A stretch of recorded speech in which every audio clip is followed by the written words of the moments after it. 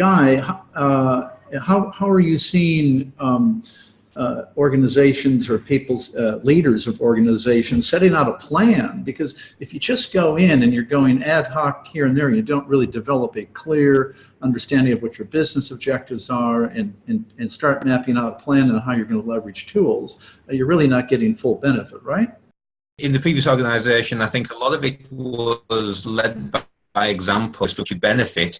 It was more people seeing the adoption through the leaders of the organization. So, for example, for all group calls, so all hands calls, they were done over Skype for Business, and it brought everyone in and it got everyone using the tools. And same with, I used the example before where our operations director became the advocate for Power BI. I'm not saying this was the right approach, but it's an approach that did work. So the adoption was kind of led from the front, maybe not in a structured, formal, here's a rollout, here's the tools, this is what we're going to use, and here's a bit of training. But at least it showed that the business was now using this, and as every time someone got a bit of contact with another one of these tools, they were invited to join with Microsoft Teams, to join a team or whatever, all of a sudden they were brought into it and they found their way around it and they kind of learned on the job as such. I think this is probably one of the weaknesses of the way that we rolled it out, and probably a lot of organizations roll it out. There is so much there. Before Office was the Office suite and it was email and that was about it. All of a sudden you've got all these collaboration options I mentioned before, and it's trying to have a nice clear strategy of this is what we're going to use and this is what we're going to use it for, and then to tie that back into any of the legal requirements as well. We mentioned around retention is, data retention is an important one, and one of the challenges we had was with our German outfit, because they were very pro data protection, as you can imagine, and they wanted assurances that as part of this global Office 365 rollout, that the data privacy of their files and documents wasn't being compromised. So there's some of the other challenges we've had as well.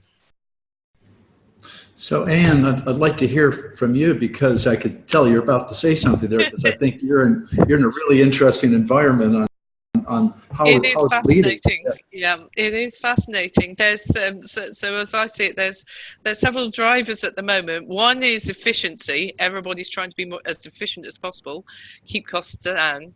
The other is managing risk.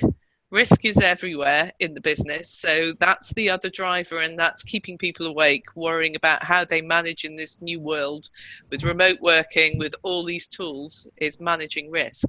And the other one is this desire for innovation that we've touched about, and how these tools can give you new ideas to innovate your services, to develop new services for business. And there's a tension between those three, I think, which is interesting and needs to be managed, as you say, by business owners. And it's something that we're working very closely with our customers and obviously internally as well on. So you will quite often have the tools brought in. I think having a good workflow, a good policy around workflow and product adoption and training is great, and that will help adoption. At the same time, you have to build that risk management strategy. And as I say, there are lots of ways of managing the tools and building opportunities for building tools to support the risk management process.